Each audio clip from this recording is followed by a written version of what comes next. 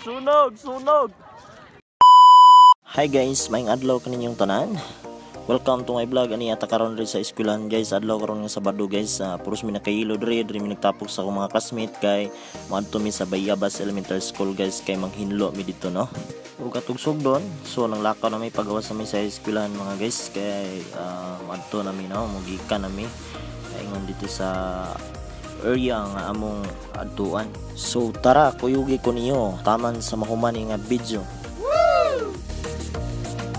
So karon nagsakay naman tao sidecar mga guys no. Kauban ako niya akong classmate niya si Ivan Upoy ug kauban mga classmate ako mga nanakay diri no. So paingon nami dito sa Bayabas mga guys.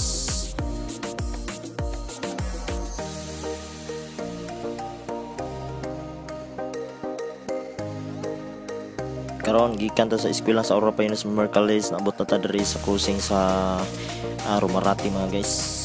Mga pay ali na suroy na ta sa Aurora, presko nga hangin aniya aning lugar. Kung gusto ka mo relax, lingkod-lingkod lang rotunda, mauni among lugar tatak Auroranians. Lugar nga daghan jud kaayo kalaagan sama sa Wonderland. Kung gusto ka maligo at tutag ano na dagang lugar nga atong hisgutan na apay laaganan dunya mar sa kabilinan ayo pagduwa-duwa laag na ta overview sa Rumarati lugar nga dili apike street nga highway dili lisod sa paggahe. So mga guys, naabot na ta diri no sa Bayabas Elementary School. Kauban niya akong mga classmate diri no ug sa akong instructor Sir Ryan Dolero.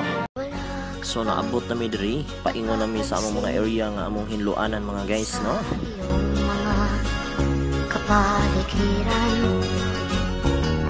kay dumi na ng hangin, pati na ang mga ilog natin.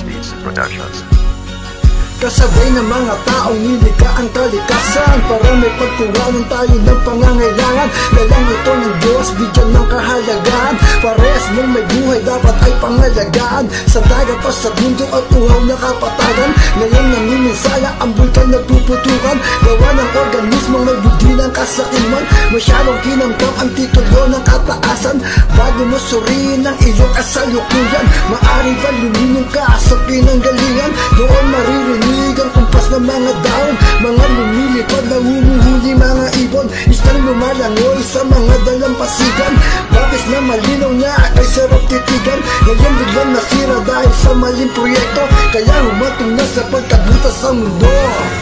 Hindi na masamang pagkunlat at malayo-layo na rin ang ating darating. Ngunit masdan mo ang tubig sa dagat, dati kulay asul, ngayon'y naging itim. Kawalan ng disiplina ang nagdulot ng problema, kaya nagsilipa na ang makalat na basura. Mapulong ang lupa ay kinaybulan ng mina. Ito na mga usok na buga ng makina.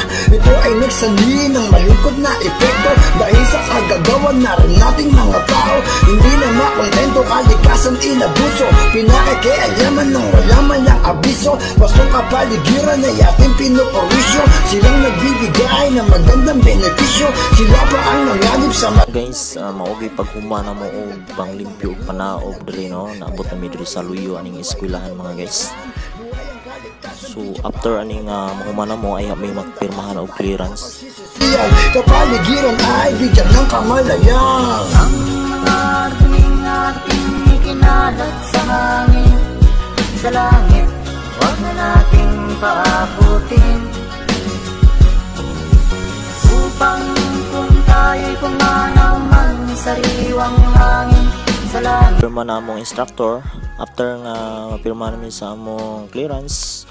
So mangisnak na dahil may before me mo uli. Ubusan, wala nang matanaw. Ultimo sa lansangan, papunta mo sa city, gusali ng tataasan. Sinira na nila ang dating kagubatan. Sariwang hangin, tila nawawala na dahil sa mga usok na pabrikang binubuga. Malinis na tubig dumadaloy sa ilog. Ngayon puro basura makikita sa ilog.